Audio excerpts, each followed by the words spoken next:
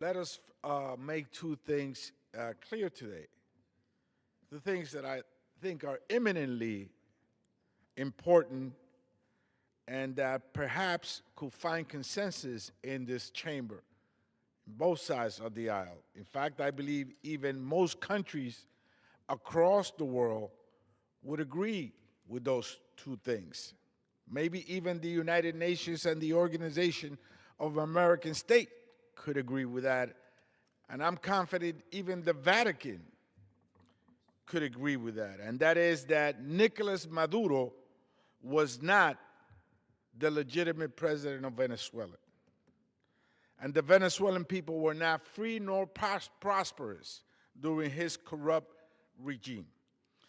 Here is another truth, Mr. Speaker, that in no way conflicts with this first one.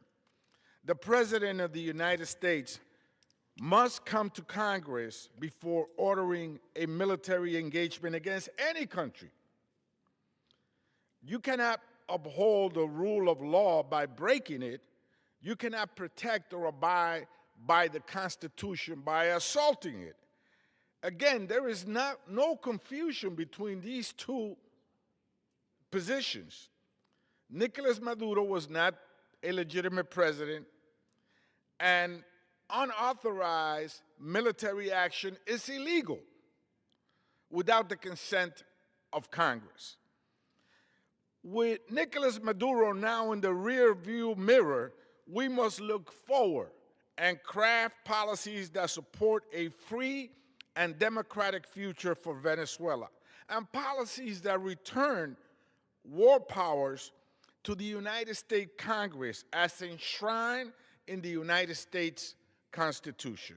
That is why I and the Executive Board of the Congressional Hispanic Caucus will propose the Congressional Hispanic Caucus membership a forward-looking framework for a democratic and stable Venezuela. As members of the Congressional Hispanic Caucus, we come from different nations in Latin America and the Caribbean. We are immigrants like myself, and many of the members also are ancestors that settled in places in these United States before the United States even existed, and everything in between. But we share, like most Americans with roots from all over the world, a special connection to Latin America and the Caribbean. Hence, we have crafted a series of recommendations, a roadmap, if you may, to democracy and prosperity for the people of Venezuela. Our first priority is to support a free and democratic Venezuela. That means rejecting authoritarian governance, whether the orders come from the Miraflores Palace or the White House.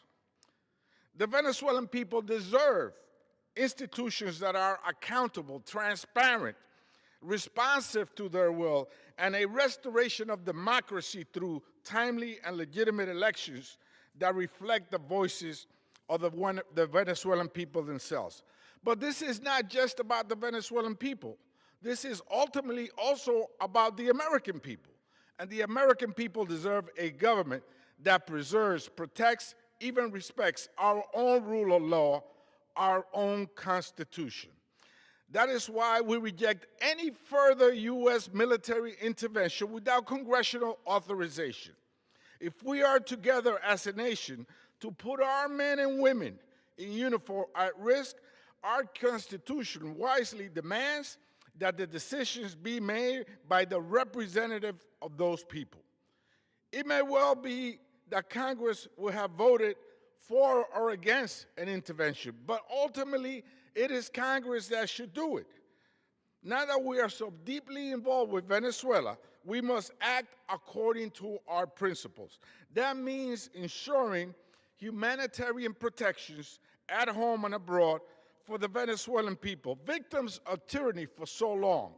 At home, that includes extending TPS. We cannot deport people to a nation where our actions have set off a new wave of repression.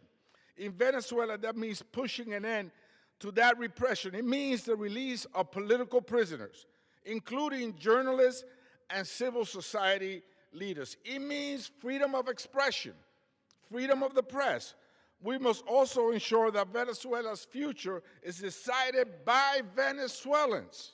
Our future is also in balance. Mr. Speaker, we're not a nihilist nation.